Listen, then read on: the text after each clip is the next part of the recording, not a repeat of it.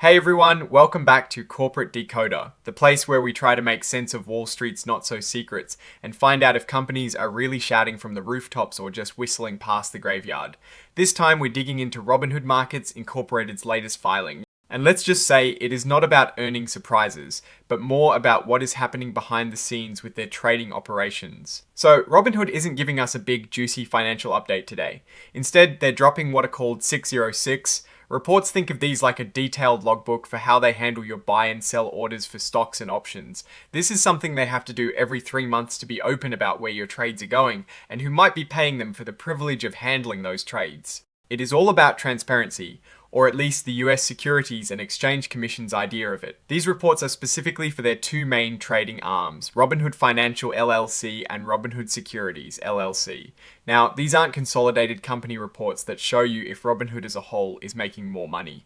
Instead, they focus on the nitty-gritty of order routing under a rule called 606A of Regulation NMS. Basically, this rule forces them to tell us how they send out certain orders that you don't specifically tell them where to send. And importantly, it includes information about something called payment for order flow, or PFOF. So, to be super clear, these reports are not a snapshot of Robinhood's overall financial health or profitability.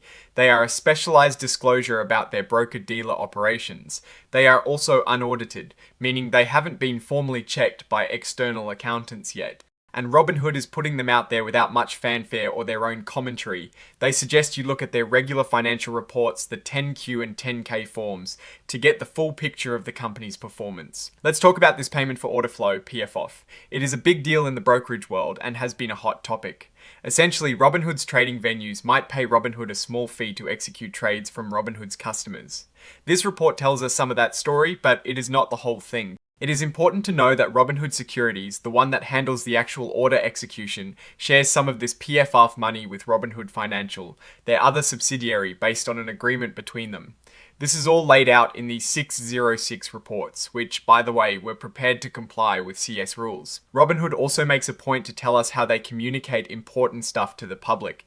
They use their investor relations website, specifically the overview and newsroom sections, as their official channels for broad, non-excluding announcements. So if you want to stay in the loop with what they consider important news, those are the places to check regularly, alongside their press releases and filings. Now, let's get to the actual reports they've attached as exhibits. We have Exhibit 99.1, which is the Robinhood Financial LLC held NMS stocks and options order routing public report, and Exhibit 99.2, the Robinhood Securities LLC held NMS stocks and options order routing public report. These are the detailed disclosures for the third quarter of 2025.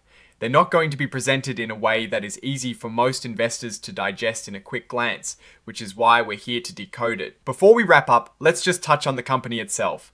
Robinhood Markets Incorporated, whose stock trades under the ticker hood on the Nasdaq Stock Market LLC, is a company that has really changed how many people, especially younger investors, think about the stock market. They've democratized investing, making it feel more accessible. But with that accessibility comes a lot of responsibility, and these regulatory reports are a look at the mechanics of their business. So, what does all this mean for Robinhood and for us as investors or observers?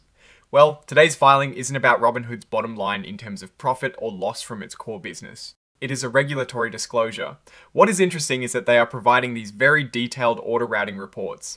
This highlights the ongoing scrutiny on payment for order flow, which is how Robinhood and other similar platforms make a significant chunk of their money from trading activity. The fact that they are disclosing this information, even without a deep dive in the report itself, shows that this business model is under a microscope. It is a constant balancing act for Robinhood, offering commission, free trading to attract users while navigating the complex revenue streams and regulatory requirements associated with order routing and PFOF. Are these reports a sign of strength showing transparency, or a look at a potential vulnerability where revenue streams could be impacted by regulatory changes?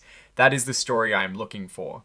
Alright, that is our quick decode of Robinhood's 606 report filing. What is your take on these order routing disclosures and what they signal for Robinhood's future?